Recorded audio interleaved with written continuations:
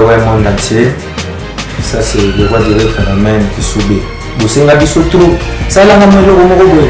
C'est une vidéo anniversaire. On a le subir. La scène est bien le comoko. So, vous savez, en gros, c'est un plaisir. Biso, tous s'abonner. Bakinois Balobi TV. Bakinois Balobi TV. So, vous savez, en gros, vous s'abonner. Biso tout. Na Bakinois Balobi TV. Les avons voir votre singa, il est au monde à Saint-Libino. Au moins, ça peut vous faire merci. Déjà, vous êtes en train de comprendre configuration et à plateau Nabiso. Il y a Paul Tosoua qui est avec nous. Hein. Lui, c'est notre journaliste maison. Hein. Vous le suivez chaque matin à Wana Bakino Bazo Lobela. Bakino Balobi chaque matin. Donc, vous le suivez. Et ce matin aussi, il a parlé de ce qui s'est passé à l'hémicycle. Alors, Tozuye, Lelo, comme étant invité, co-animateur, il y a tranche pour capter sa bisope ma cantina comme il y a messana autour batu metuna tout na pe metuna pe sa bisope point de vue na par rapport ya nini en dehors na ye bande comme sous ba okota ba rejoindre biso na plateau awa na cadre kaka ya opesa en tout cas ba point de vue ko ça l'analyse sur ce qui s'est passé réellement na hémicycle plutôt il y a parler du peuple. Alors ndeko Paul Tosoua Mbote nous bienvenue dans Trans spécial. Merci beaucoup Nego Junior. Quand je t'ai suivi, vous avez un terrain de Salenga déjà bien. Ici, ce pays, surtout au Canada, Monogo, tout le bâté, ils ont venu à Mabé Makassi. Et puis, j'ai toujours dit un grand merci. Na politicien, moi, mon FC, ça, le Barabi, apparemment, au Congo, dès que nous avons mon Makamounen, Bino, Pandisang, présentateur, il y a une émission minenne, il y a politique à Kinshasa. Serge Kabongo, Perro Louara, Israël Mutombo, Peter Tsani, Bosembe, Bozebele, on dit bien de commis opposant. Opposant, pourquoi? Parce qu'on dit la vérité. S'il faut critiquer Gérance, le chef de l'État, Félix Antoine Tshisekedi Tshilombo, pour critiquer Kango. S'il faut critiquer Bartouazo Géré, donc le ministre, les députés, etc., pour critiquer, s'il faut critiquer Kabila, de même, on les critique. Mais les opposants politiques, la plupart d'entre eux, opportunistes. Il faut qu'ils ne poste. Mikolo a flatté mingi fachi, pour poste, n'est rejoint Mbala, a bomi ça plusieurs reprises dans Mokoyo, dans Est République démocratique, on passe à Zara, à Zane rebelle, mais à comment flatter fachi na minute pour être non, à Zokop. Donc nous, au moins, quand on a besoin de défendre l'intérêt petit peuple, à Moseli, biso, yo, n'a pas de besoin de chance. Il y a reçu ma veste à $1000, il y a la base mine, il y a un rôle de politicien, il y a ma camo et le rôle de politicien, il y a ça, donc, biso de te défendre, Batouana, catégorie Batouana. Voilà, Paul Tosoua, je rappelle, journaliste maison Awa, na Donja Télévision, un analyste aussi politique. Na casquette wana to meka réfléchir et longonaye sur, n'est-ce pas, ce qui s'est passé les lots na palais du peuple. Mais laissez-moi le temps, on va peut-être tout côté na vif à sujet de dire un très grand merci au patron Yadonja Télévision, puisque c'est grâce à lui que nous avions en tout cas fait le déplacement. Invité dans le lobby notamment Basile Olongo. C'est mon invité. Excellence Basile Olongo, invité déjà à lobby, donc préparez-vous pour que vous puissiez sa question na bino tout ça et pas Ndeko Paul Tosoua pour que Ndeko Basile toujours excellence mais tout ça Ndeko Basile parce que c'est ça l'identité. Et moi linga pe Ndeko Basile bon alinga excellence c'est honorable tel linga Ndeko Basile. C'est ça vraiment l'identité hein. Il y a personnalité wana. En tout cas un très grand merci parce que c'est grâce à lui de tout ça li ba image nyoso boromona lelo ya palais du peuple ezali na bénédiction. Il y a patron, il y a boss, il y a Donja Télévision, Ndeko Basile, excellence Soripe Olingi. Alors, Ndeko Paul Tosoua, Tolinto Bandana, on a tout réfléchi sur ce qui s'est passé les loups. Lecture en tant que journaliste. Non, merci Ndeko. Oui, ma kamboliki les loups. Politique, tout d'abord, on a deux catégories de politiciens. Il faut que on a des émissions avec TV tout ça la catégorie de politiciens liboso ou de politiciens congolais balinga Congo ma casse je dis bien, les politiciens congolais au Balinga Congo Makas. Au Yami Balé, Bazali, politiciens congolais au Balinga peuple congolais na Congo Makas. Au Balinga Congo Makas, c'est des bananes. Ce sont les cupides, les politiciens cupides qu'on a. Autres on a tout midi pourquoi discours. On a Bazou qui a toujours quoi ezala, bitumbe ezala na est pour pas bénéficier de la minerie à est. Banana bango bango bazala bien. On a pris exemple il y a mon ancien gouverneur à Kassai oriental to moni papa bengani na ndako tout ça la fois passée a fini première dame na mboka oyo ngato soit Paul na zui risque ya ko recadrer mon na télévision mais na zwa appel la menace na part ya soit disant ba parana ba monde bato balingi Congo les politiciens qui aiment le Congo mais non le peuple congolais différence ces années la plupart il y a des politiciens ébélés à Congo que ça soit il y a opposition que ça soit bon la plupart je dis bien Balingara Congo. Balingara Congo pourquoi? Parce que nakati ya Congo, bazana richesse nyonso bango bazana baku pour ba se retrouver. Bango il faut bazala kaka bien. Donc yo ko zala bien te. Mama wana oteka na ndawa ko zala bien te. Bato wana nyonso bakemba balala ba konsomo ya mabe na Congo ba ko zala bien te. Bako sera biso le peuple na moi bango nde. Comprends le peuple le politicien qui pite. Tout ça la deuxième catégorie de politiciens au Balingi Congo dont je ne citerai pas tel comment tout monter pour éviter la polémique. Bango ne banane, bango Balingi Congo, président Félix Antoine Tshisekedi Tshilombo, moyen na Kotanga, président Félix Antoine Tshisekedi Tshilombo, yé alingi Congo na peuple congolais. Pourquoi? Likambo ya Minembo na pese exemple. Likambo ya Minembo, président Félix Tshisekedi naza nanga muto IDPST naza non nali ata 1000 francs kuna moi journaliste eza vie na ngai eza ko engager en tant que journaliste likambo ya Minembo politique ezali coup il y a depuis ba année on se comprend depuis ba 2000 si ezoya et ko koma na tour na ye tant on a oki Ruberwa wa ancien rebelle non ancien rebelle ancien réfugié mboka na biso pour commune congolais ba pesa nationalité ndenge mama bazai balobaki abi bino ba pesa bino nationalité bakabele bino sura mabele na ndenge ni ko banga bino na sima na bino to na nini na bino to na nini jamais ça les mati président Félix ayoki tension ya bato balobi bake ko installer bato kuna bake ko installer na Bukumes mais non ça devient terrible ayoki couche nyonso na mona sirage nalandaki na réseaux sociaux moi na sirage moi batuni babi oyebi kama Minembo abi na yebi na ngango te mais comme ça na Congo bani bateka nga na boya donc cela veut dire et tout chaque coup ya mutu na couche nyonso et ça nini président Félix ayoki abi et comme ba tension aboyi peuple aboyi non Minembo de ça Minembo attention to yoka na ba corps non na ninga coalition mais il faut zelana voilà le politicien qui aime le Congo le peuple litoyi na bango za pas et pas ya peuple Azo Bunda, le président Félix Maoué, personnellement, je répète, je suis pesté, je côté donc, à ce mariage, je suis fait. Donc, Lucifer, parce qu'en réalité, hôtel Makambo, il y a ma bébé, toi, basalaka. Bakou, bazo sala. Donc, bazo, le kata, boula, mon côté à peuple congolais. Et le qui est là, il faut toujours comprendre réellement qui aime le peuple congolais. Catégorie il y a peuple, il y a des politiciens qui ont le Congo qui aiment. Papa, il faut changer nini ceux qui non, n'a pas normal, n'est pas nayo. Tout n'a pas de connaissance, mais ça va passer le peuple, les petits peuples. Ceux qui jugent ou va prêter serment, qui est dans le bureau, va venir ça. Il faut changer nini na vie à congolais, les lots.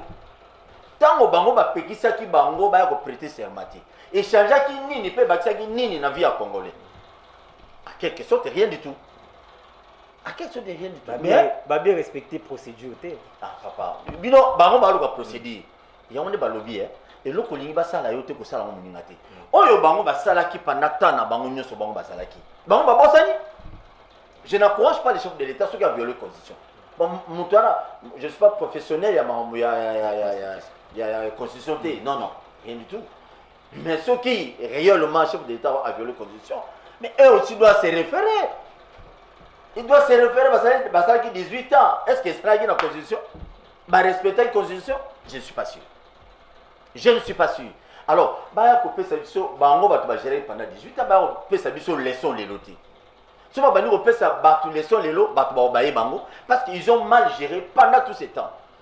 Mon cher ami Junior, est-ce que toi tu sais dans notre pays, Mboga na biso obis to rosa ne to zaboité. Na nyo c'est dans le Congo. Tant dans mon société on a parti politique ne bazo gérer Transco et ça n'a pas. Na mon na ba réseaux sociaux ba bis moko, ba bis o ba ke osomba, eza ko adapter na ndenge ya ninga Kinshasa ti. Bis na eza se, ba nzela na biso Kinshasa ba bambaka. Ba sala nzela pena makasité. Au moins ka bokasa na moni ba tie ba béton hein. Bokasa ba tie béton, na biso ba tie béton.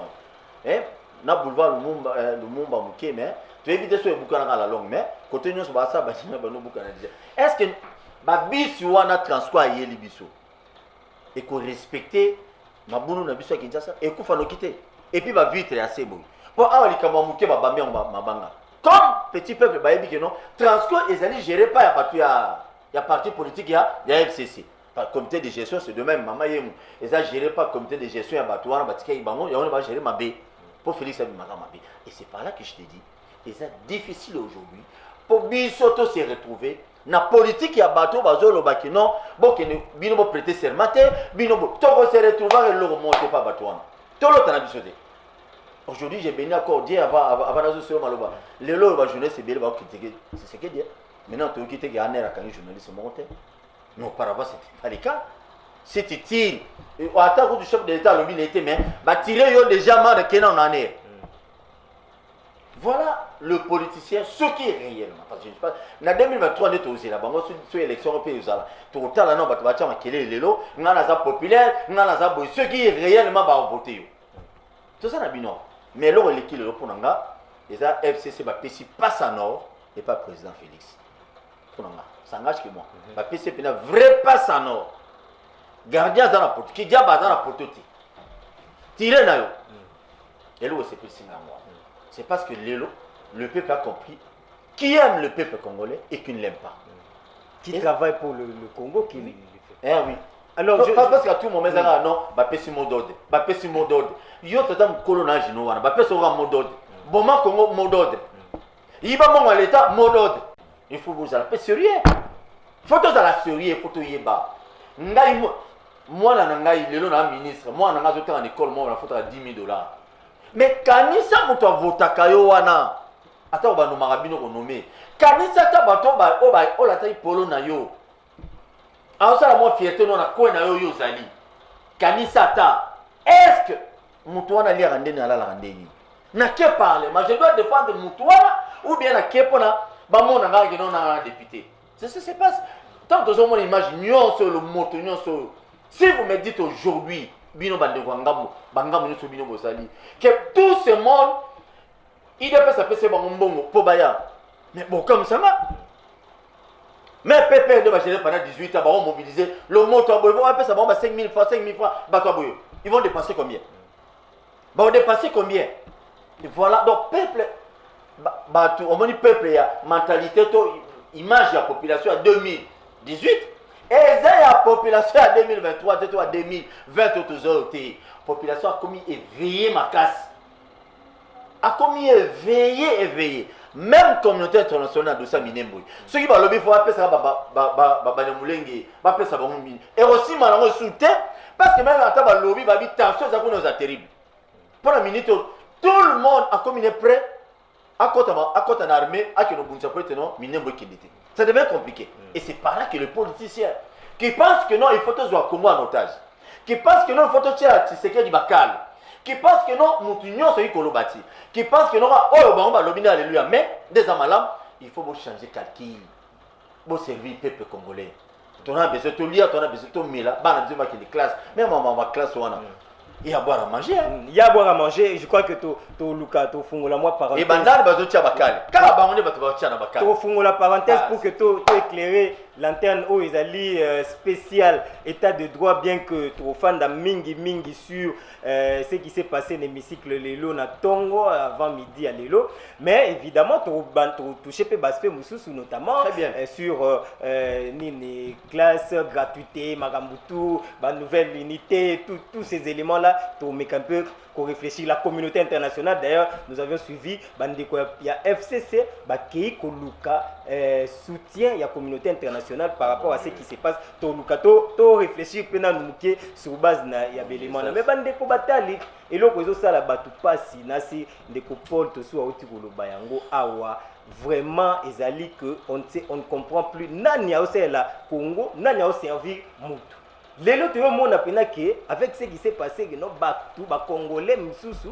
bato misusu bazawana politicien misusu bazawana bazali na service ya mutu parce que ce n'est pas normal lelo oyo événement neti ya prestation ya serment et que le chef de l'État a instruit premier ministre s'il vous plaît Premier ministre, s'il vous plaît, a organisé un mot, mais a séché.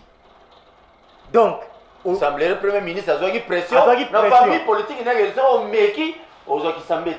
Premier ministre a eu pression et a séché. Deuxième chose, Totali Lisusu, Janine Mabunda, président Tolobi Angwawa, nasi ba constitutionnaliste belé ba meka ko fungula tout au long de la semaine sur absence il y a président ya assemblée présidente de l'Assemblée nationale na président ya Sénat ils ont une conséquence moko juridique donc ils ont un impact moko donc c'était la réunion sur on combien il n'a eu c'est une prestation de serment devant le chef de l'État et le reste des invités chef pour corroborer pour donner un sens na événement. Donc ça n'a aucune incidence. Ambassadeur Moroboye ya Belgique, baebisi aya na ninyona asséché. Donc on a ça n'a aucune incidence en tout cas na ce qui s'est fait lelo oyo. Mais bande kunangai tuzo kende wapi. Mboka na biso tuzo kende wapi. Est-ce que nous allons continuer toujours? Il y a pour servir mutu au lieu de servir le pays. Lelo bato bazo senga nyo bato nyo so senga ndeko Paul bazo senga ono retour à Kabila pendant 18 ans ce qu'il a fait oyo asala ki yango ta oyo osala yango na mandat haute bon pesa ili sous tout. Comment les Congolais ne peuvent pas comprendre que aujourd'hui niveau tozali lelo oyo ezali famille Kabila ti tozobeta makambo o ba minembo ba omoni lo omona lobaka ndeko Paul soki bandeko bayaka bazoluba ote bato la muko balobaka oh non Kabila Tshisekedi azana ko balakisa ko Tshisekedi basina na nini mais soki baza intelligent lelo bangonde fo bayela biso accord muza signa na ba Rwandais parce que le nez de problème parce que problème Congo ekomi nango ezaka nango depuis toujours depuis bato na baya eza yango wana c'est ça lelo mona mboka aye Tshisekedi azui bokonzi moi je crois que biso il faut tout se liguer pour que tout tia batouana nyoso libanda. Lelo bana tête mboka c'est Tshisekedi qui gère, c'est Tshisekedi qui dirige. Mais ce qui na ba institution, bazali baza na majorité na parlement, baza na ba gouvernorat nyoso baza na 24 sur 26 provinces. Donc c'est-à-dire que batouana bako permettre qu'à jamais ces gens-là ne vont jamais permettre à ce que Mboka Nabiso évolue parce que Bango bazala qui en a pona ba poche na Bango pour que Bango la famille na Bango se retrouve. Mobutu atika 48 entreprises publiques lelo Kabila rendre on a moins de 10. C'est honteux pour une nation. Et ça li pas si mingi bazo biloko na batiango na ba compte privé na Bango. Et comment va cop na bango soko kei na nini ao na ba Congo awa ndeko Paul okomona ke même ba chemin de fer onyoso ba bouma ozi ba port nyoso et comment va port privé mais likambu gouverneur ya Congo central azana ngo makasi na bato FC pourquoi basenga gouverneur wana keni parce que le gouverneur a compris que province ezo kufa mboka généralement d'une manière générale mboka pe kufi comment port ya l'état bakangi bazwi ba komisa ngo port privé et commis donc l'état ndenge azo foot nde bato ba foot ba taxe ba impôt et que dans la poche ya mo et basali to sali analyse bande ko na biso inspecteur général ya finance asali nini asali banquette na ye aye ko retrouver 5 milliards moko boye ebungaka échappaka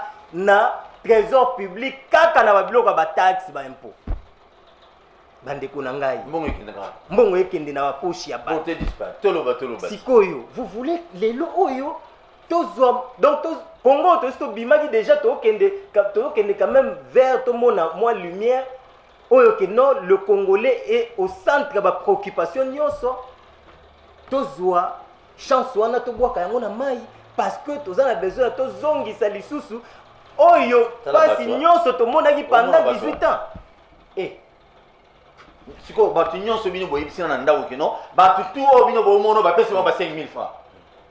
Congolais, Congolaises, mes chers compatriotes, il est temps que chacun d'entre nous te comprendre nani alingi yo Congolais na Congo et puis nani alingi yo te. Président Félix Yopé, population pe basali confiance, yo bo décevoir bango parce que toyebi ba politicien. Au monde nga boyima oyo balokeli bango. Nana lobelo mo olo. Lelo oyo FCC azoki no luka communauté internationale ngai kamusinga.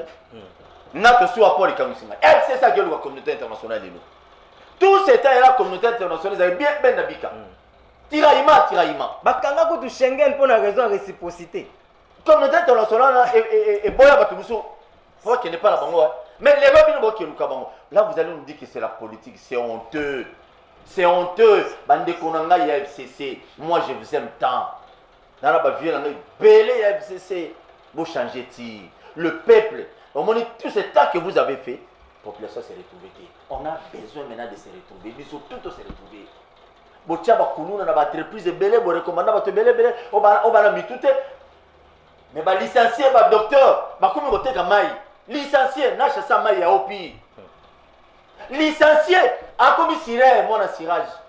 Mo ba leka nda ko ngai ay ko siré na la bino. Yo niveau ni de tie on a licencié. Licencié on a licencié comme na sirage ni la bi oui, na on licencié. Na licencié ça fait longtemps la cause ba mais ce hôtel pour mutozo musala na Congo bande konangai il faut ça rendre koya il faut ça la partie politique il y a est-ce que tout le monde est obligé d'être politicien tout le monde est tous les Congolais sont-ils obligés il y a cause à l'appartenance politique mon boy non tout ça ba papa ba maman be ko so amona politique boy balinga na bango ngutute mon beau-père. Donc, alinga ne ko pete sur la politique té. Alobi no makamanga ça na vie, sur té politique na kufa. Parce que imaginez-vous politicien. Au moni ma bebo ça la bande ya bato. Il y a nos frères et sœurs qui fait couler leur sang du jour au jour na est parce que yo zo ba million awa. Parce que yo za la milliardaire là la climatisé. Mais le jour Dieu va décider sur toi au kotika nyonso. À quoi sert lelo oyo ozana mbongo ebele? Ozo minera ba Congolais, ozo boya bobongisa Congo, ozo teka ngo libanda, yo moko kaka, mais un jour okufa. Tu vas tout laisser. Aspect monsieur le bien entreprise. Obi mobutu atike so ba kaonsi entreprise. Nous ça me fait mal aujourd'hui. Ba comité de gestion ba entreprise ngo yozo loba wana. Toke na mama yemu. Place à musikate. Toke mama yemu ndeko na biso moi IDP ko ozo ya maipe kalate. Salon, ba yibi bébé na ye, ba yiba bébé na ye, si le lo mona na te. Comité de gestion mama yemu, ils n'ont rien fait jusqu'à aujourd'hui. Mama yemu, ba pourquoi minere ko mobima, ba nyawe ko mobima, so ke na mama yemu, ngato so apona ko so na mama yemu te. Na nera mabeti, sans polémique. Jantini mobila ayo ko pesa ndande ko moboye, pour être asala azwa so ya morgue. Lelo oyo so ki parmi ba morgue, ya bien na ville ya Kinshasa. Ezali morgue ya mama yemu okoti kuno kuta kitoko okoti na ba benga ba frigo ba che ba frigo ba biloko bele ba ménager na morgue wana tu ne peux pas avoir idée mais comment un individu a lobby na morgue bongisi morgue comme kitoko ya mama yemu mais bino comité de gestion bozo ba millions de jours au jour mbongo kota pona mama yemu ata ba pangisa ata mo nini boy mbongo ba lo mala te potinaliste ya muta malade mbongo on va le mettre au simbo, tu me mets mais vous n'arrivez pas à kobongisa mama yemu. Banane babomi, ezali idéologie on va y la biso ya kozwaka ba militant ba tchara ba comité de gestion, il y a ba entreprise à l'état. Aujourd'hui la plupart des entreprises à l'état ne sont kao aucun hôpital à Matete. Ndero, ceux qui ont normal peut beli peut ro ngabo ina ko hôpital à Matete. Na mi ko fait déjà pas. Ezani, système politique. Donc on a politisé l'entreprise et l'État. Et ça l'entreprise monté à l'état au coup de mon tapé d'azate, mon tu as parti son lazate, mon tu as parti son lazate. Mes chers frères, vous avez beaucoup mangé. Il est maintenant temps que le peuple congolais aussi mange. Comment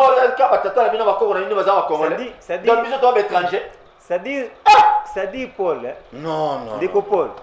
Le problème ici, Zali, Mbo Cannabiso, il faut étambola na niveau de richesse nango. Mais c'est quand même scandaleux. Un pays où il y a besoin de regorger richesse et belé, mais population très pauvre. Il y a déjà il faut le pauvre. Plus que pauvre. Ça dit au niveau pauvreté. Tu sais, il y a des mboka, na mboka neti Éthiopie, oyo azo vivre kaka na aéroport. Éthiopie, biso nyo sebaki awa ba Éthiopien, ndenge bazalaki na Kinshasa na biso awa tout. Mais l'Éthiopie azo vivre kaka na aéroport. Mais ce que tali ba richesse nyonso ezali na Congo oyo. Non, on ne peut pas continuer comme ça. Bozu na président tolo balisolo ya entreprise publique. Ozu neti office de route. Baboma yango ba pesa yango agence moko de grands travaux. Nani ayebi yango te. Agence de grands travaux na mute comme ils ont ba. Mais il faut que le président Félix puisse faire la cadre na bato mo pia ça parce que FCC bato mayele ba ebele kuna. Oyebelo moko na ba fuite na nga moko boye. Nazwaki information moko ki mon nzela ya Mwanda. Ba pesa ki yango petit frère azan entreprise ya construction te bosala ki appel d'offre wapi mais tala siko to kitsa caméra kuna to zoba image wana parce qu'il faut to comme na niveau la sa batu ndenge nini makambo ngo esale maka tout ça parce que le baboye les gens pensent que so ipende je crois que nous devons travailler pour l'avancement ya mboka na biso parce que mboka na biso ezongi sima mingi et lelo oyo il faut ka biso moto te matol ba non pour que mboka na biso et au kende de l'avant toujours continuer on va prendre d'autres confrères inviter monsieur Bazoya Kayaka ou Toko Tsabango dans quelques minutes mais le temps pour nous d'aller du côté de la régie pour que tous soient réaction il y a bandeko ndenge to enregistrer kiango kuna na palais du peuple bon to zonga pour que to yamba bandeko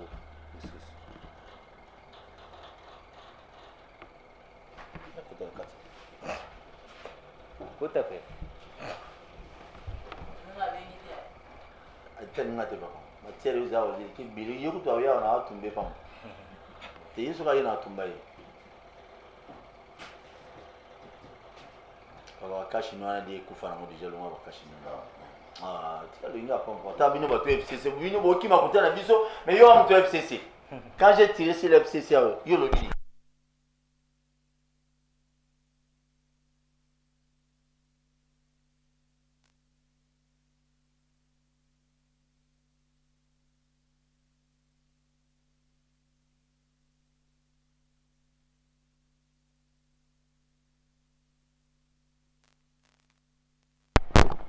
C'est bon. Voilà, excusez-nous pour ça arrive.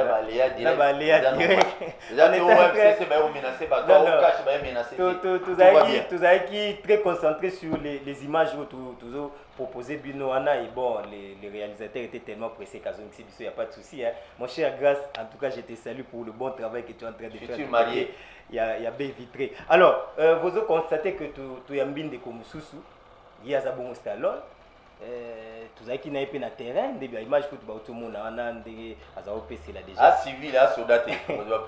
Alors Ndeko Stallone tu étais sur place au moni ozaki na otali libanda na lingi d'entrée de jeu au sala analyse moko objective ndemo zalaki on se batunio qu'est-ce que les gens peuvent retenir au rôle banda Ndeko journaliste na sepeli na mutuna na yo eloko sali ngai esengo nini ezali titre beaucoup mis spécial état de droit ndé lelo na mon état de droit écoute na kata mboko parce que on a la mona qui à terrain na comprendre que vraiment président Félix azali mokonzi oyo alinko respecter mibeko makomami yakati ya mibeko likonzi na biso oyebi ke na moni ba mama na moni ba papa na moni ba ndeko baza kolela na kolela na bango na tuni bango ama eloko nini alobi ke mpo na biso tozo kokomba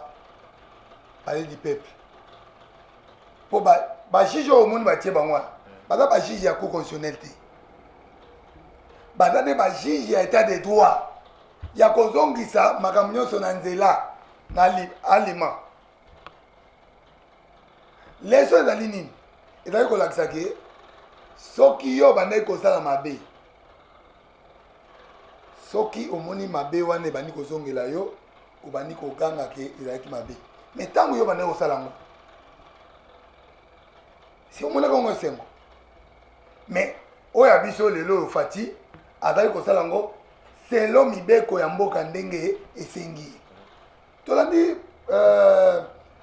nani procureur près na cour constitutionnelle alobi ke depuis fati akoti na bokonzi atikaki koviole constitution te mais badepute na biso oyo lelo baza koloba oyo ese bango nde bakokonstate violation bien ezali cour constitutionnelle eza bango badepute te alors bakei lobi na bake na nini na cour constitutionnelle bayebi ke ndenge bato balobake bakebomba na frigo technique basalaki eza kokobomba likambo na frigo parce bayebi ke cour constitutionnelle composition eza kokoka te okola tokomi place wana babomba yango ti mokolo nini oyo bakokisa yango c'est-à-dire ke ti mandat ya Félix osila bakotika kotete dossier wana te voilà moto ya mabe voilà moto ya mabe kindo ke bandeko na biso ya FCC bazosenga ke bato wana balobi oyo nomination na bango ezo respecte nini constitution te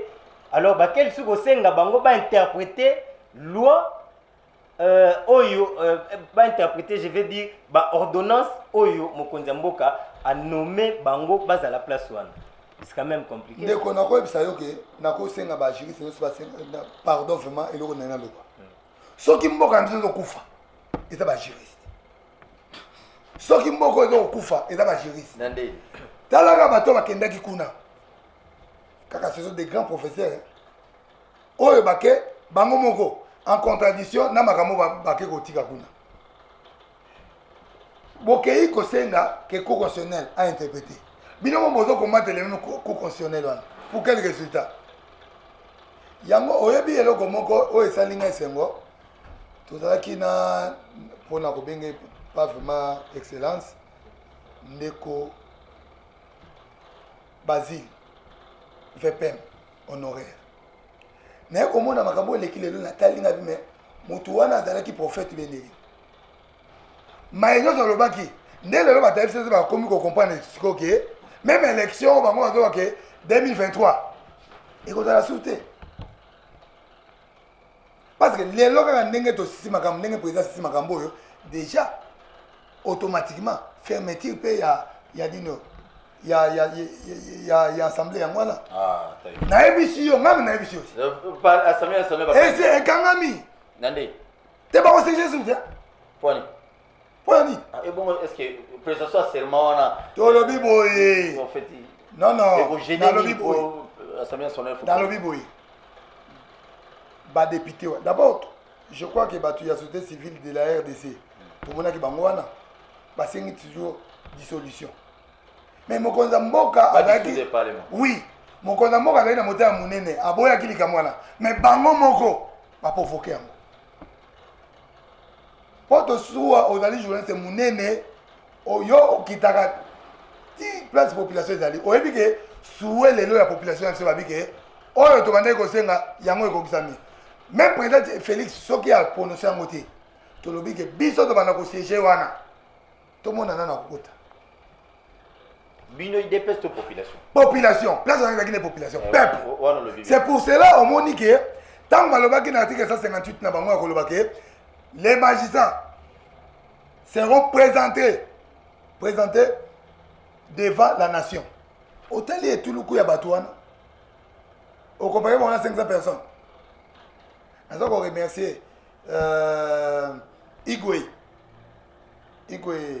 oyo ya MLC nani Jean-Pierre Memba na message oyo opesaki na Moïse Katumbi balakisi vraiment ke bazali ba homme d'état, tandis que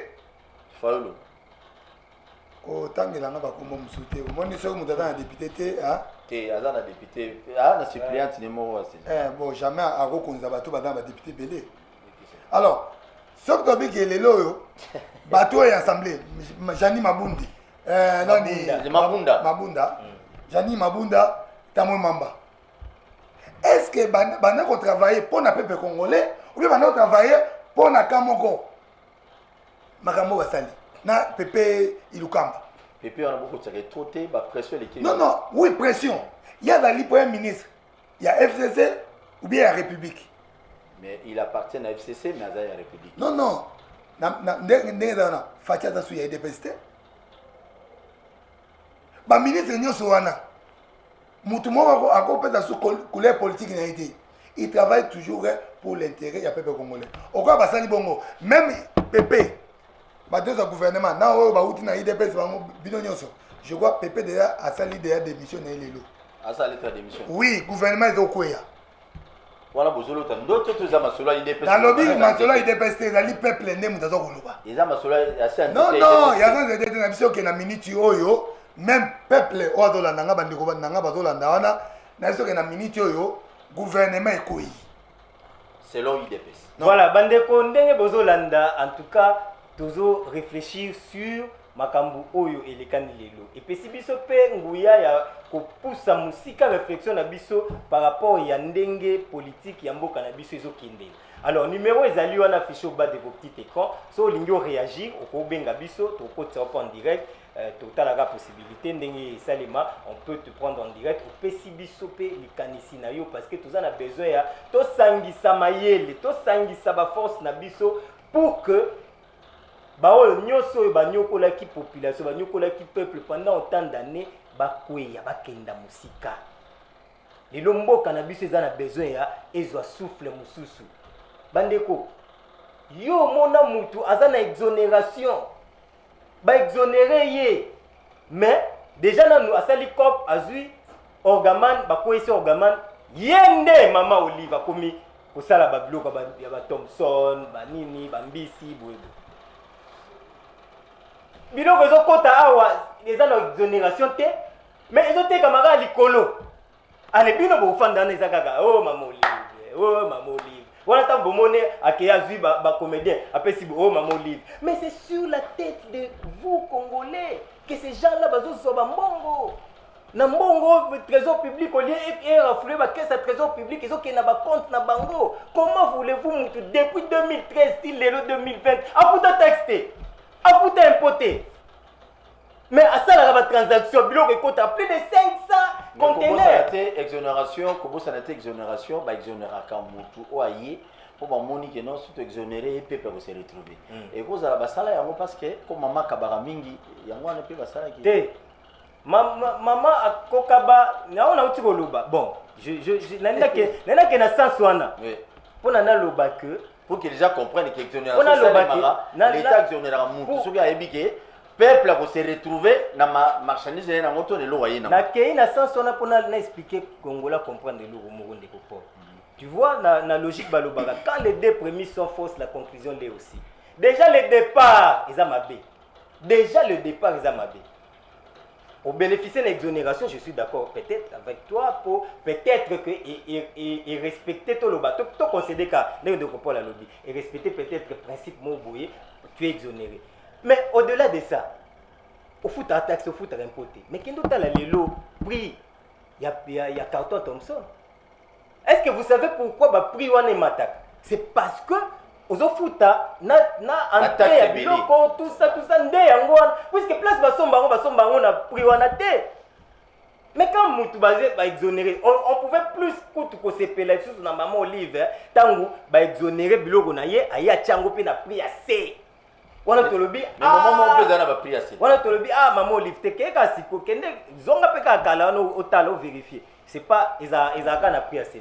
Donc c'est comme ça que les gens doivent comprendre que mboka na biso batu oyo biso to betelaki peut-être maboko na ba ignorance ebele nde bango ba komisi biso na niveau to komi lelo.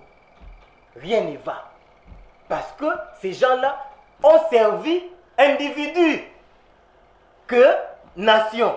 C'est-à-dire, oh, place, nini, qu'est-ce à l'État et cause à la renflouer, et comme qui, qu'est-ce qu'il y a poche na bango. Non, mais nous n'allons pas continuer comme ça. C'est comme ça que le président Félix Tango Aye a moni que situation est allée mal il faut faire quoi? Il faut tout kanganon batrou. Batrou, c'est-à-dire, entrée à batouana abusive. J'allais demander aussi à chef de l'État quelque chose. Allez-y. Excellence, monsieur le président de la République, grand de la nation, le premier citoyen de notre pays, de notre beau pays Congo. Et l'autre aussi, Mayopé. Mon Mali, moi Joseph Kabila, suis batteur, mon peuple, Bayafi Kabila, Mki, na Kinshasa, tout na Congo. Ma promesse, c'est le 4 ans. À l'exception de promesse, Kabila Bando, le Bapine Mingité, puis Bando Saxonité. État de droit, ils sont bien. Mais apparemment, il dépèse. To en fait ndenge mino beaucoup mais mboka tata mokonzi bola kibiso que non caméra to kangaye l'état de droit bandi. Or que ce n'est pas ça. Non. État de droit faut banana base, il faut banana soumettre. Président tu as la caméra s'il vous plaît. Non, caméra dans la prison, je rectifie. Président de la République a été au Canada. Nandimi, na rectifier moi. Il faut banana base pour moi. Dans quel sens?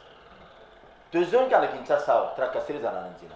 Roulage na bateau balata ba casque ba créer unité wana sur ba nani wana ils arrêtent les gens crabo ce moment nous tout gâteau la ceinture ba kuto chamuto pandi 4 euros permis au tout na salini parce qu'on va rappeler ce document au moins état de droit peut faire bana côté kuna c'est aussi très important caméra za na boloko lelo mais azana boloko quand on hôpital boy côté za to éviter mais na biga ba kamai so c'est vrai et loko auto ko senga tata mokonzi état de droit est important.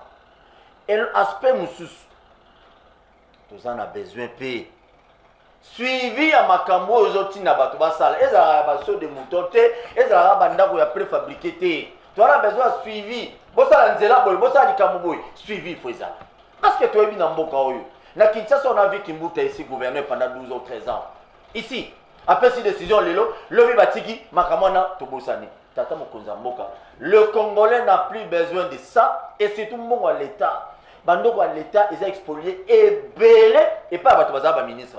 Banda kwa INSS, banda kwa onatra, et belé na Gomba, et Tekama, et Zouama, général Akanga, Oya Kanga, Oya Botola. Nous avons aussi besoin que non, État de droit et Kendena, et pas à Moutounion, suivi et Zangakate, chef de l'État.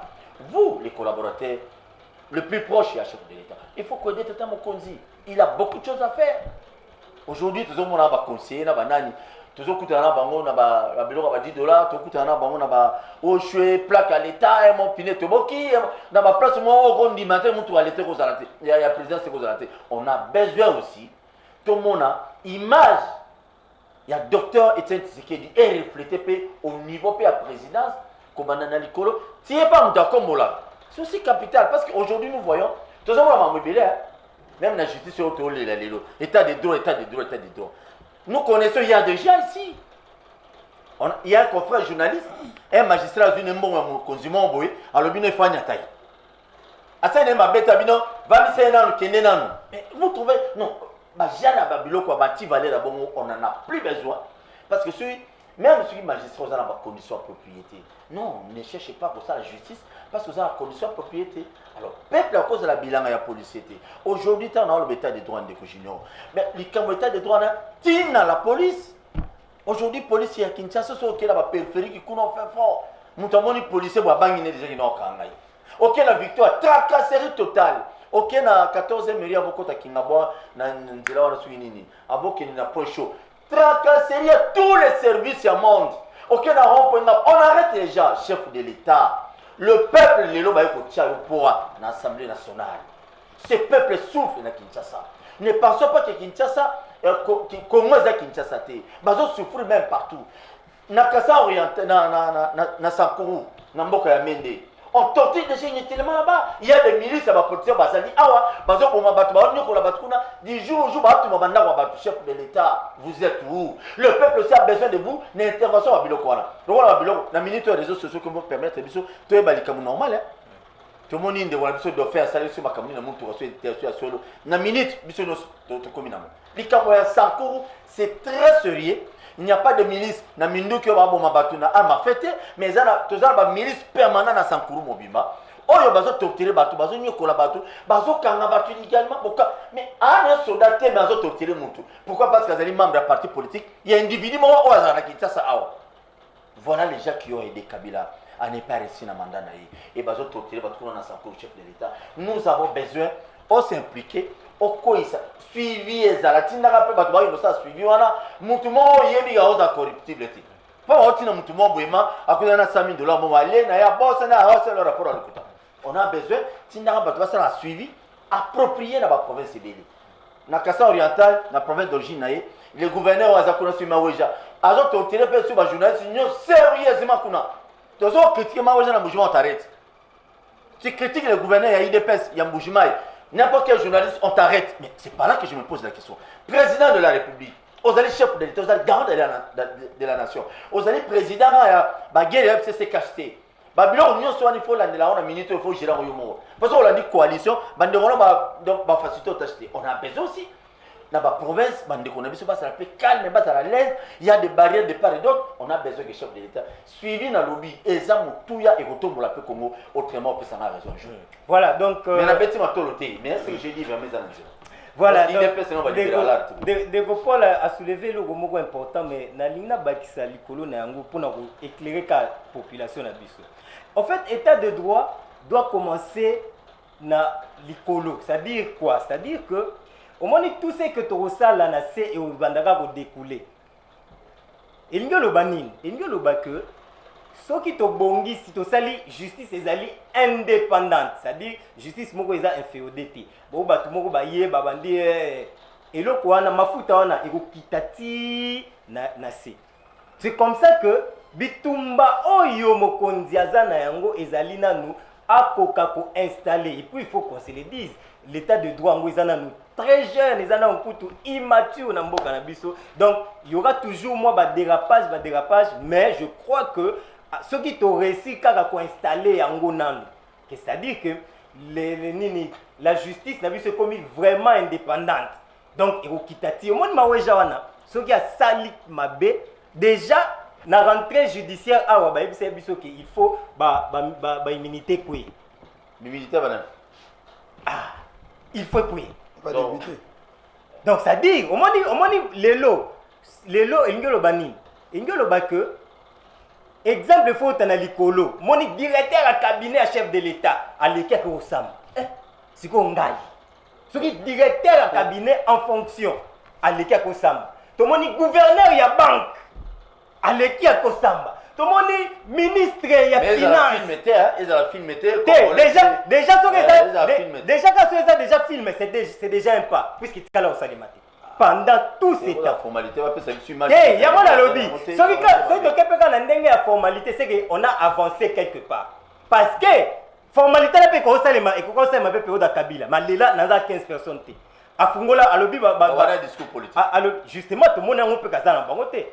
À lobby, quand il dit 15 personnes, cela ne veut pas dire 15 en termes, il y a 1, 2, 3, 15 T. C'est-à-dire qu'il n'a pas de bons collaborateurs. C'est ce qu'il voulait dire. Voilà. Ce qui est auquel sous la logique, au tali, à lobby, tu fungoli la prison. Mais à Kanginan. Mais les lois dossier net, il y a Bukangalonzo. C'est sous Kabila, non? Qui a été déjà interpellé sous Kabila? Même maintenant, il y a la forme, il y a la forme. Moutou mon côté, à ta invitation, convocation à Pambaboué, rien. Mais Nego. Pourquoi les lois au Congo, ils sont politiciens, ceux qui sont politiciens. Ceux qui sont politiciens, quand ils sont en prison, il faut bien. Exemple, moi, je suis déjà dans le problème pour qui m'a. On a bien c'est retrouvé le Liban pour la maladie. C'est des documents qui. Tout le monde, j'ai commencé le matin à côté de la prison. Abani ko sans alama qui là sur le peu le kutaka bino batoué pour azam tu bino IDPS. Oh, il faut abima que nous soins. Tout le monde bakangi frag diom de même. C'est Bélo bakangi ba bela diom ndonga la tanga belia bakangi na prison à Béli. Bon en fait, est-ce que ils allaient former la bino ko bima pour caméra on dirait azana. Mais par contre il dit caméra depuis 2001. À Béla et puis ba fazer Bélo bakanga kuna bakuluna bakanga na prison. Babelaka bazora soinga kuna babigilaka kuna mais politicien il faut abima ko soin libanda na comprendre na ko ibselo ko mona mutuno tuni je crois que babilo ko na la façon ya ko bimela na kata prison lokola kamere omoni prison lokola kamere prison non yoka na bisa nga tangi koma mutu te nga natangi po mais nakoyebi solo koboye ngai moko nazalaki prisonnier politique ya nani ya Joseph Kabila nabimi na misi ya 2014 na kati ya prison ya Joseph Kabila ye mutu asalaki amnistie wana mais faut pesaki merci non nakopesa ye te parce amnistie euta chef de l'état te ezali peuple congolais apesaka ya peuple nakobisa nini tala bato nyonso babelaka na prison boye na boye soki kaka babimisi ye babetaka so lisolo ya lokola mukuna pas aye na prison tokaki abelaki depuis abimi to mukuna abeli mais mutu azongeli miko alors ezali façon oyo mutu alingi alonga pourquoi kaka ntango yobeli bamédecine na biso nyonso oyo ya RDC bakoka bamaladi na bango te balingaka libanda pourquoi libanda ntango akoma kuna asenga exil tolobi boye tolobi boye tozonga na likambo oyo ya lelo nakoyebisa yo ke ese boyebi ke bakangi 2 personnes oyo balingaka basala mokonzi ya mboka mabe mais nayebisi yo ke non papa nalobi boye baservice ya sécurité ya renseignement ya mboka na biso baza kokoura ya makambo oyo nazoloba on a arrêté 2 personnes mais bato FTC parce que bango nde basopose na makambo oyo esami lelo bakangi bango pemeni ya nini oyo ya jip soki baimage ezali oyo batiaki bango na kati ya jip ya gere wana bazisi bango bato batindi bino babenga babimisa bino Henri Magique depuis akangai non papa nazobimisa nalobi nana kobimisa ye une année quelques mois nabina na kobimisa ye 18 mois ou 19 mois edika peine kuta obima mbongo Henri Magique sali akobima kaka soka purger peine na ye yokanisa yo grâce présidentielle ozwa ete yebaka ke grâce présidentielle ebimaka ezalaka na bato baza éligible na mosusu baza éligible te non nga nabi bongo te nakoyebisa eloko moko boye omoni président Fati depuis akoti na bokonzi oyo bandeko na biso ya FCC d'abord nayebisa combien de fois na baémission na oyo ke mariage ezalaki ya kitwiti et voilà lelo mariage yango eza nini ekufi nayebisi yo ke mariage ekufi na maître bakutani lisusu Jean-Marc Kabund ayi na biso azali wana CG Augustin na biso ke na minute oyo mariage eza nini ekufi nazokoasime mama nazolo non nalobi boye peuple moto azokata yango ese boyebi ke président Félix na Genève azalaki contraire ya koloba makambo alobaka kuna mais kaka peuple nde asali ke lelo ya koma président ya soutenaki nani na maloba na ye c'est-à-dire que biso mpe todeside non nalobi boye yango todeside ke peuple wana tokati mariage peuple wana alobi ke assemblée ya buo pia soki président boyi na ye condition de l'assemblée et biso toza na pouvoir soki toke kosiéger kaka pendant 3 jours na kati ya nini bainstitution ezali communauté internationale na Rwanda na Burundi bakotela bato FCC baya dialogue Rwanda yokanisa yo oyebi ke bato lelo balobi o président Félix ateki minembwe président Félix dani moto abombaka ye na pouvoir na ye ezali nani Paul Kagame mais nazozongela bato ya lamuka non balobi aza protégé par Paul Kagame mais jour oyo bapublie avant bapublie baélection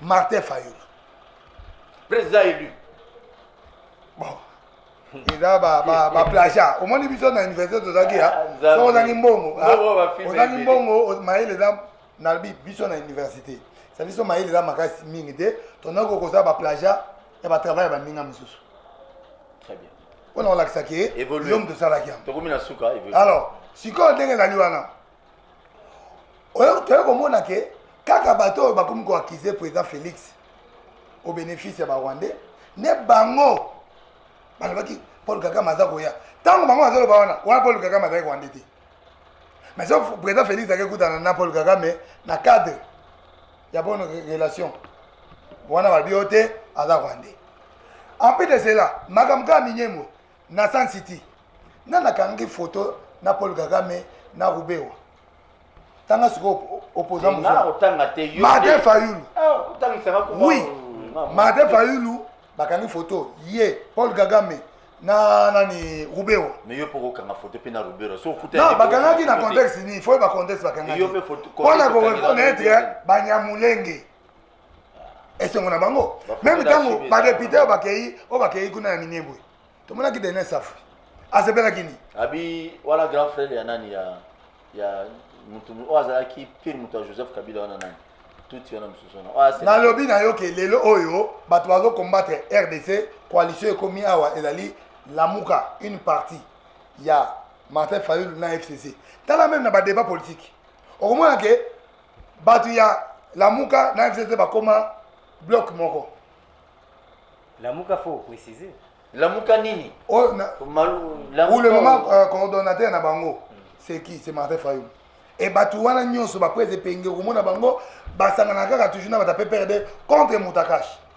contre Moutaïdepes biso to biki to pesa président de la République chance oyo ada ko travailler pour l'intérêt ya peuple congolais tala bande ko biso ti ya basango nde balobi cardinal et c'est normal balobi to lobi boy tant ba biki peuple atelema mboke to tama malamu te mais kanda na bango za nini depuis gratuité yi ba $20 ba nego zo na mutu ya mwana moko ne kanda ya mwana biso tanto ko na tanga mobutu to ebaki ke sango po eba sango atamo na société na sandal na vewe na mais lelo ba immeuble ba sango ba komi ko tonga bazuya ba za biso salaire na bango nini o catholique afuta ka bango c'est-à-dire quoi komba oui ngam na zolo ba ba sango na lobe loko to lobi boye junior lobe loko to ba sango président Félix Tshisekedi aye ko tiamoka na rai akozala nyonso te mais akoposer ba jalon pour le développement ya mboka na biso yo moni mutneti Maman Denise Nyakero depuis mboka na biso bandi tozali na première dame te c'est la première fois Congo la première dame oui c'est fan biloni zolo oui yo kanga ba se pela na hotel maman livre ba action nyonso sala maman bobila dawa nyonso sala voilà c'est pour cela yo kanga c'est pour cela que yo kanga na ndeko dame na ndenge ya forme non zelana na lobi tango ça on maman livre kende na forme boyo kanga c'est-à-dire quoi c'est la première fois na RDC toyoka ke première dame na lisanga ya ba première dame d'Afrique hein bazo ko reconnaître maman Denise wazanga da lisanga wana mais depuis ba maman yoso baleka wana hein to tikali komona bango na kata lisanga wana te to to komona de maman Olive délégation mo utaki soki ya non babi Afrique et la naketi na ferme babuki na ba tomate na lobi ya na zui message o ya bango kuna maman Olive muto pene vo pese non yo kan sa yo ba se o bloko o da na nzela ba ndeko na biso ya FCC bazo na bato réunion bozo au la place wana bobi ke bozo sa stratégie bo décider président de la réunion boko sala mondeni ba cour constitutionnel oyo ne epete miningisa ya kolonga moko za mboka yango boko na bango guerre bokende wapi peto yebi déjà que boni bo créer ba zone de sécurité dans ma province moko za mboka kalami te je crois d'ici semaine prochaine arriva na Goma.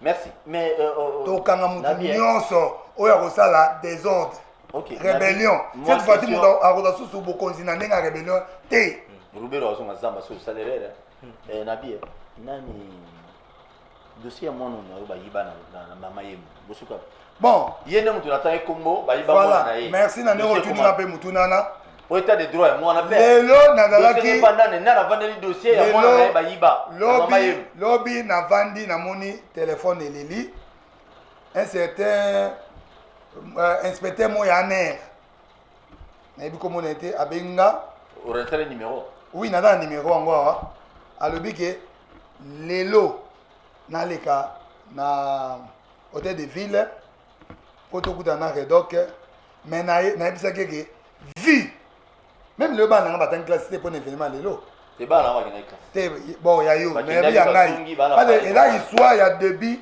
ya état de droit na kata mboka na bisa mutu wana ke obenga pona na sujet nini abi pona makama mwana yo oya bungaki na mama ye oba yibaki et les deux dossier oya bungaki batu ko retrouver moi à travers le ministre de la justice on appelle merci ministre c'est l'interview vice ministre de la justice ya IDPS non on a dit que VPM pour le moment il est VPM il y a justice bah Mathieu mais d'office d'office à VPM pour le moment né à salaki que dossier nanga basali et mon ani na niveau ya parquet général batribuer ngo na magistrat moko on a moni kaza mutu moko magistrat KGB au vraiment na moni mandinga zo kende banzilango vraiment malamu mais mama ye monenge dali wana eza hôpital oyo comité de gestion nyonso wana il faut bakoyisa yango eza comité de gestion oyo ezali protégé par le gouverneur nga oza lobi na tête de fille so bokanga mais nga nazoloba c'est le gouverneur parce que babi nyonso basalaka parce que d'abord ezali eloko oyo ezali dirigé ezali sous administration donc mama yemu ezala géré na gouvernement provincial ezala la gouvernement central mais depuis ba gérer yango outi oloba eloko montant na nazokota obi ke un individu ayikaka bombala moko makambo changer comme baguette magique na morgue mais gestion nyonso wana oyo ba gestionnaire ya mama yemu mbongo bachaka po mama yemu ndenge ezali wana pour te soit okei kuna mwana na waboti c'est-à-dire quoi yo na bayibanga na mwande o même soma solomine bayibanga na mwana non na boko yebisa yo mwana ndenge mwana bayibanga ndenge nini bayeka babisinga ke mwana aleli na reta papa oya mwasi kozoka nde bazoki mwana boye nde bakendeni tilo nde na vandia yo moni infirmière nzazora oui infirmière azwi mwana na yo abimi akei abimi na ye abike munganga mutu alobike bakende tala pourquoi lela na mwa reta nde kokenda mwana nde bakiwa okanga photo munganga ngote na kokanga nde na butu wana ok alors ndenge mama ye masalaki wakoki kosala akangisi nga na bademia bakangisi nga partout asali nyonso me na ese bango ke nyonso bosali mais état de droit bato bien nanu babimi na mwana na yo soki nasali esika babotisa bamama babimi na mwana yo ekosala réclamation après babanda okangisa yo comité de gestion non voilà batika koporte plainte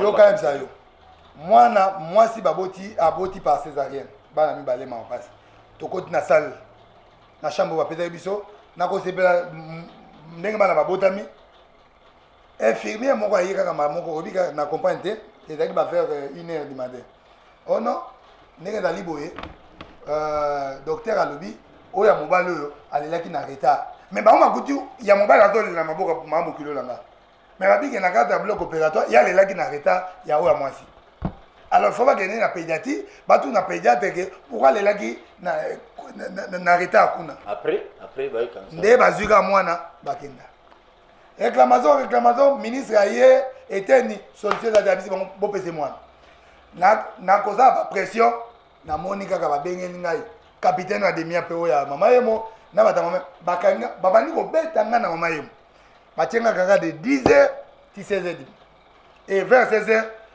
balobi ke médecin financier ya mama yemo alobi ke abengi procureur général de la république na téléphone alobi bazwa nga batransfere nga kuna na nini na parquet général na problème nini nayebi te non wana façon balingi baenleve nga bakende koboma ngai comité de gestion ya mama yemo moto azalaki na tete nani médecin financier ya mama yemo bakei na ngai bakomi na nzela babi o te tobengi so procureur alobi ke audition ya demia pete il faut toluka audition ya la police nde baye na nga su bazongisi nga bakeboka nga na la police oyo ya zo oyo ya haute protection wana bakoti ngai nde moto antanga asambisi ngai esili ya comprendre habite o bango bakeyebisa bango ke ngai nabomi motu na mama yemo alors procureur azozela nga ke so basili kosambisa ngai après nakende na parquet mpo batina ngai na makala ye mpe sd wana oyo nazosalue alobi nono boyeza procureur okola ngai nasambisi ye namene mpe bankete alalisinga pendant 2 jours. 3e jour ayekobisanga ke non namene makete ezali faux bozowela na mama ye nde likambo ya mwana mais okola obimi kozonga sukula te mpo mwasi no aza kuna mama ye mo bazolinga basala yo mabe po bakoki koboma yo sd moto ayebisinga c'est pour cela moni ke ntango nyonso mwasi nanga sele na kati ya mama ye mo ngai natika kokoma sukula te natika kokoma kuna te ti lelo yango nayebisi bango ke quel que soit mais mwana pa monana pété mwana azomonana te ni soi disant ata corps soki akufaki namona te eloko moko te place mwana nanga azali bazongisela ngango et surtout na état de droit otokoti nango yango naza kosenga bato nyonso baza kosoutenir nga vraiment merci mingi sur le plan physique et moral tout naza kosepela donc IDPS babo soutenir ye non eza likambo ya IDPS je sais mwana wana azali peuple congolais aza na même droit ya baprotéger lokola yo lokola mutu nyonso yango nga nasengi toujours pourquoi état de droit ekoti na kaka Congo non nalobi ke état de droit oyo ekoti na Congo à travers 3 juges nayebi ke nakoyela bino jour mosusu mwana na ngai wana mobali akomonana très bien voilà. Mais tokosenga eske junior na osenga na gouverneur ya ville ya Kinshasa ndeko alobi gouverneur ozoprotégé je me souviens jour ozalaki na jour ya lancement ya premier pierre ya eloko wana batonga ndako olela bibembe na morgue ya mama yemu ntango comité de gestion ya mama yemu yaka obenganaka bango monsieur le gouverneur olakaki bakino ko obengana comité de gestion wana mais ça a pris du temps ndeko yeyo mwana ne bayiba na comité bon en fait bayiba ina mama yemu ndeko dialyse ya mama yemu sio mwana wana ekoma voilà yo to pesa détail so alors to aussi na gouverneur ya ville ya Kinshasa c'est un citoyen congolais mwana wana aussi azape mwana ya Congo azana tutité azana nationalité moi rote akozala mutu Angola te aza vrai congolais mais c'est gouverneur Gentini Ngobila to sengete s'impliquer pour la comité de gestion nano bengala bangona longola bangona parce que baosala pena soni mama yemu bato minene babota mebele kuna mais lelo mutu zo banga tout d'abord pour na tia couleur il faut ben individu baba no tia couleur na ba pavillon to ba entreprise mais mbongo sele makina gouverneur ya ville ya Kinshasa ozo mumela pour obenga na comité de gestion wana soko longoli bango et osaka même fierté nano ya Kinshasa fierté ya ba ministre ya ba député ba to bele ba bota makuma. J'ai dit je vous remercie monsieur. Voilà, merci beaucoup amis téléspectateurs, mais Yamukia Olubaga sur ces dossiers en tout cas ils a pas si mine parce que les lots pour perdre moins dans la condition oyo ndeko na biso azoloba awa en tout cas c'est très délicat. Je crois que l'autorité il va se saisir na dossier oyo hein va se saisir na dossier oyo comme magistrat on a bazongisa ndeko na biso na ba droit na c'est-à-dire mwana na ye amona na sepeli lo mo alobi mwana wana azo bénéficier aza na même droit que ndeko Paul que ndeko Ngai. Donc je crois que il faudrait toujours vraiment en tout cas ba autorité ba Olanda biso Gentini Ngobila citoyen de la ville comme citoyen de la ville premier citoyen de la ville sunga biso pour que likambo oyo ici là l'habitant tuya na solo mususu pona olobaki en tout cas Gentini Ngobila a s'impliquer et solution ya likambo oyo monani puisque mutazo lelo oyo c'est un Congolais. C'est toujours l'ingato betel sur l'état de droit. C'est toujours l'ingato le baquet. Les lois faut justice à l'indépendance. Tout le baquet congolais au centre de la préoccupation. Il y a une nouvelle vision notamment Makambu Yaboui.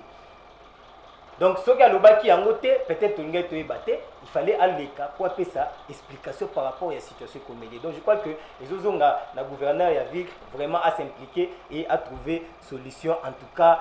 Dans les plus brefs délais, ça serait mieux. Nous sommes arrivés pratiquement à la fin, mais tous voient peut-être en conclusion, Ndeko Paul qui a fait la co-animation, la co-présentation, il y a émission tranche spéciale Oyo. État de droit. J'aimerais tout clôturer nayo, tous en a nous. Ouais, pas tout ça. Tous en a nous Ndeko Stallone na Oyo nyonso to uti koloba, muto uti kaka sikoyo. Afungoli bwa kuti biso ako retenir.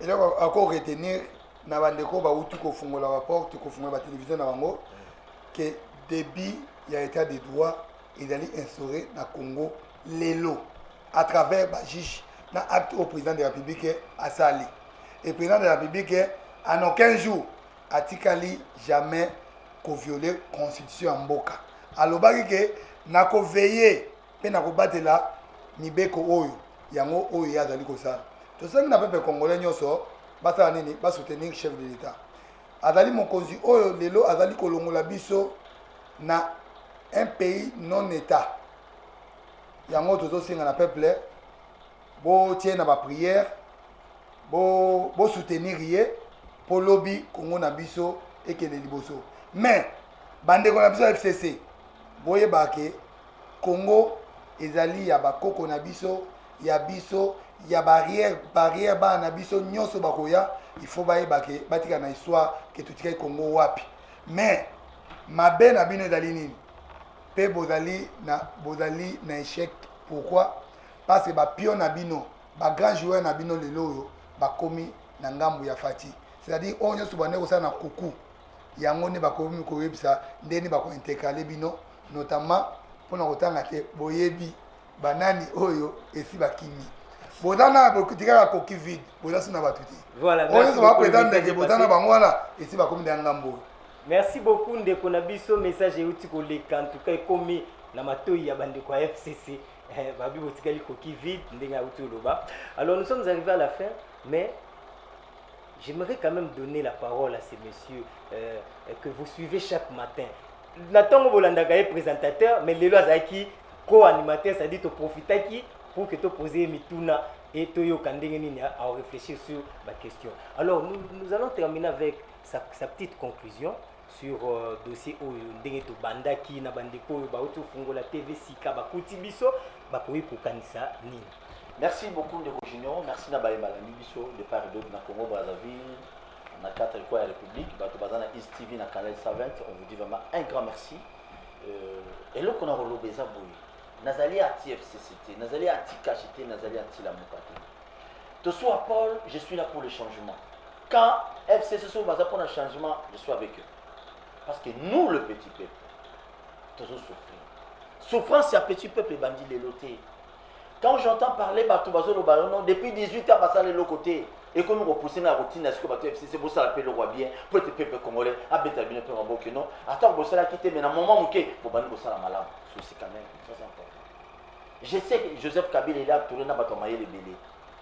Et bien, Batomaye les beaux tout autour à Joseph Kabila. Et là, on dit que nous avons ça la première, et pour nous regarder, c'est pour nous voler à Congo. Des fois, Bisso, le petit peuple va t'en dire, Babola, toujours le bas. Kabila m'a appelé sa bonne instruction. Mais laisse-moi vous dire quelque chose, mes chers frères, mes chers téléspectateurs, que Batumusu se passe à Makambu parce qu'il y a un peu dans mon causi. Alors ça est là, ombrage naïe, dans le président, il y a PPRD. Président national, il y a PPRD. Autorité morale, il y a FCC. Joseph Kabila Kabani. Pour l'intérêt à peuple congolais, si vous avez un pantalon, vous avez une chemise, c'est parce que vous êtes congolais, vous avez 10 familles forcément au Congo. Parce que vous allez, mon amour.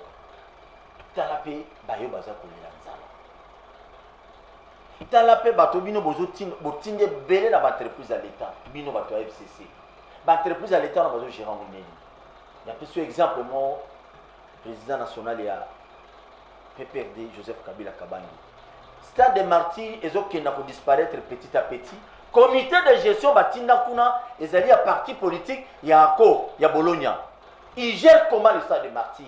Et on a ici Yves Kambal, Zongela micro, c'est comme ma politique, pour les olies déjà malé. Il y a des climatiseurs, climatiseurs dans le salon rouge. Climatiseurs dans le salon, dans la salle, régie, où ils gérer la caméra sur la stade de Martyrs. Nous sommes à Yiba. Baba Flamine, nous sommes à la stade de Martyrs. Et bien, Yibi, président national de PPRD Joseph Kabila. Voilà les gens, au bazolo babazali, ba cadre, baza batuna, ba recommander batuna bango na ba entreprise à l'état. Les entreprises de l'état, ils allaient pour na bino ka batu ya ba parti politique té.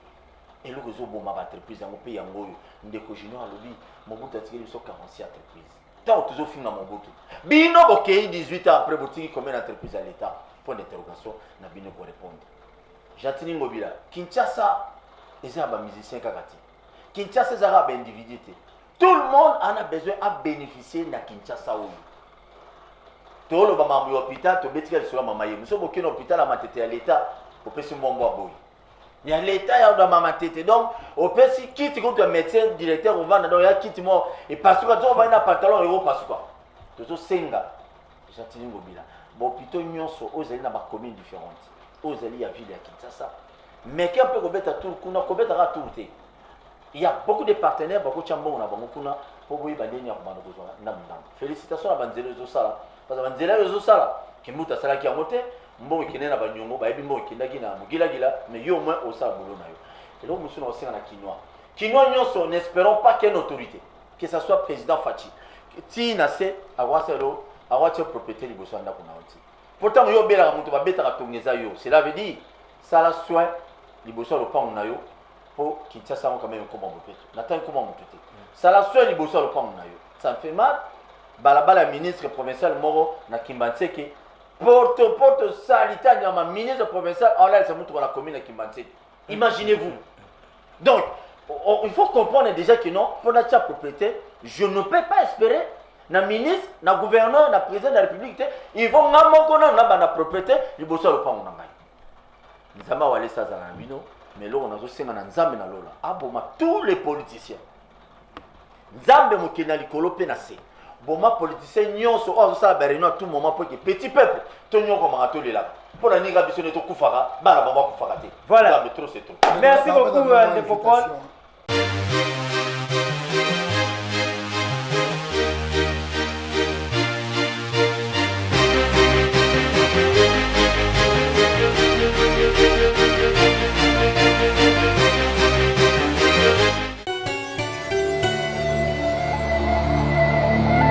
Ouais, monde entier. Ça, c'est le roi du phénomène qui subit. Vous savez, biso trop. Ça, là, on a le mot. Tu n'as pas de vidéo anniversaire. On a le pays subit. La scène est bien le kumoko. So, vous savez, en gros, c'est un plaisir. Biso nyonso, tous abonnés. Bakinois Balobi TV. Bakinois Balobi TV. So, vous savez, en gros, vous abonnés. Biso tout. Bakinois Balobi TV. Ils ont le droit de passer là, ils ont le monde à Saint-Libino.